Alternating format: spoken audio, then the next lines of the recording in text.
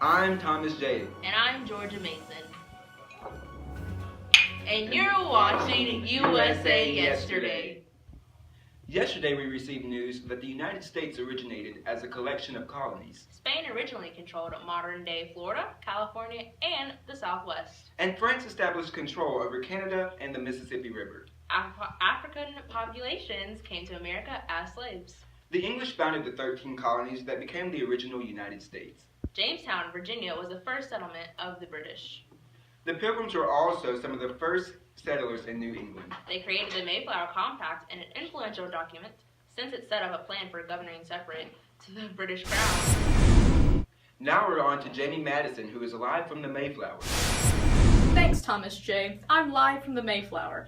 To give you some more information, the Pilgrims were also some of the first settlers in New England. They created the Mayflower Compact, an influential document since it set up a plan for governing separate from the British Crown. The Mayflower Compact established just and equal laws, a form of direct democracy, and established a plan for town meetings.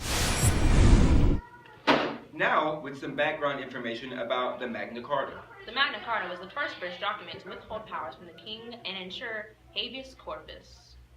Right now, we just received breaking news. The committees have received word that the colonists are creating the First Continental Congress. Apparently, the colonists wanted more rights because they were displeased with taxation without representation. Now we head over to Alexandra Hamilton, one of our correspondents, who was at the meeting for the First Continental Congress. Alexandra? Hi, I'm Alexandra Hamilton, here with Benjamin Franklin. This were in excess after the French and Indian or the 7 Years' War left the British broke. After such as the Stamp Act, Coercive Acts, Tea Act, Townshend Act, and Declaratory Acts were passed by the Parliament in order to support the mercantilism. At the Second Continental Congress, the colonists wanted independence. Thomas Paine wrote the infamous Common Sense, justifying a split from the British. The Founding Fathers wrote the Declaration of Independence and began the Revolutionary War for American independence.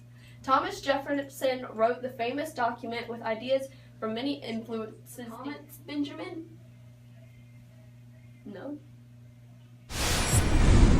As you can see, our old studio has been taken over by the British. Now we have a new and improved studio. Back here in the studio, we have learned that the Articles of Confederation was the first constitution of the United States. However, it proved to be the flawed. The central government couldn't raise taxes on the states. There was no single leader or national court system, and states could tax each other's imports and print money. This just in, a preamble has been made to the Constitution.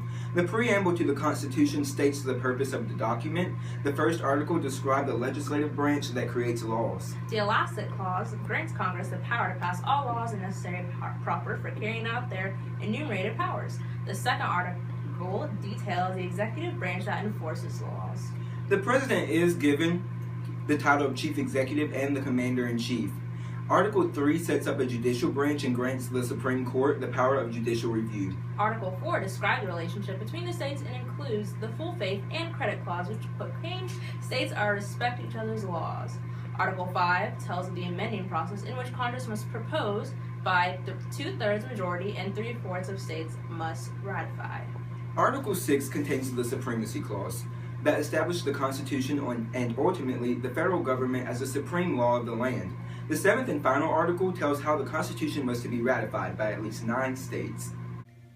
A constitutional convention meant to amend the articles and ultimately created the Constitution.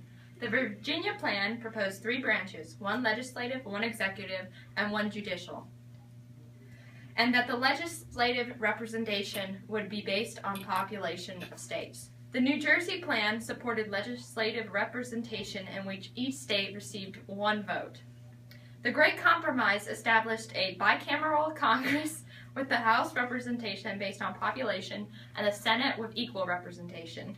The 3/5 Compromise settled the issue of slave representation.